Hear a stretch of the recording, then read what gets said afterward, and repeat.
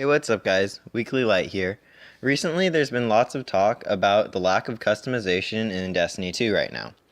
I don't know if Bungie has officially said anything about how they choose to proceed with the skill trees.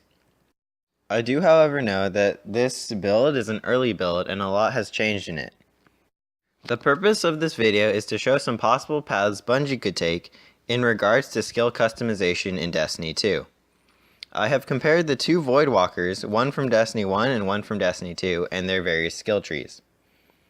The old Voidwalker had 3 grenade options, 3 jump options, 3 super options, 3 melee options, and then they had 2 separate columns, 3 items each, for stat modifications for the armor, recovery, and agility.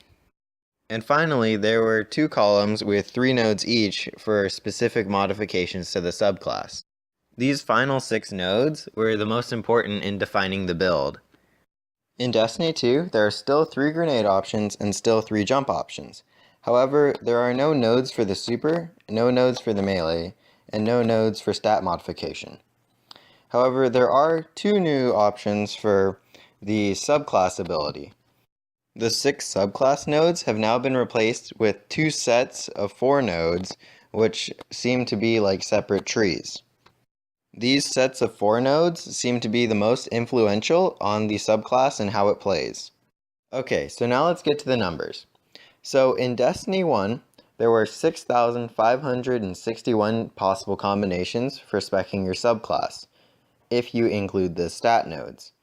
However, in Destiny 2, armor, recovery, and agility are now tied to your armor instead and have been renamed other stuff. So if we don't include the 6 stat nodes, that brings us down to 729 different possible augmentations for your subclass. So remember that number, 729 is the baseline pretty much for Destiny 1 customization. So for Destiny 2, currently in the beta we have 18 different ways to spec our character. If we had access to the lower tree and we got to pick one of the 2 trees, which I call the 2-tree method, that would be 36 different combos, which pales in comparison to 729 different combos from Destiny 1.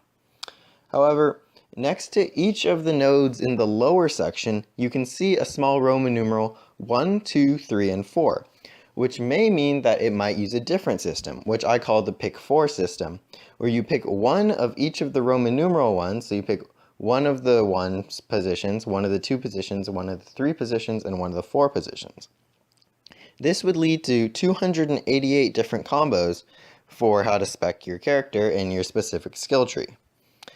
However, maybe if it's pick any of the 4 out of the 8 possible right nodes from either of the 2 trees, that would lead to 1,260 combos, which is actually more than Destiny 1's 729 different combos.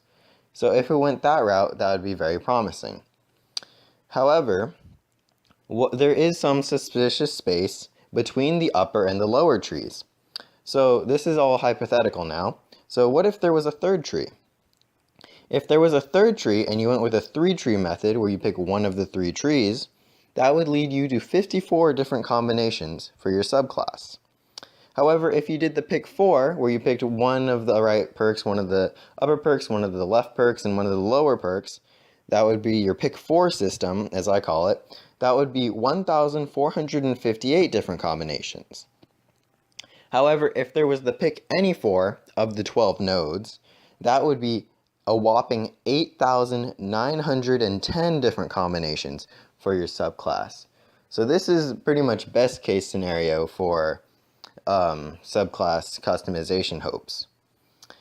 But what if instead in that empty space they put another 3 times slot? So something like the grenade or the jump where you pick one of the 3 options.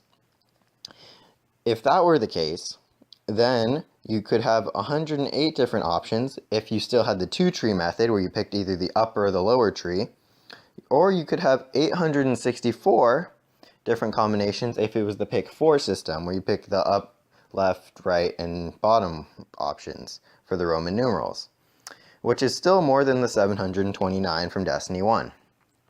However, if you did the pick any 4 method any of the 8 possible nodes here, then you'd have 3,780 different combinations.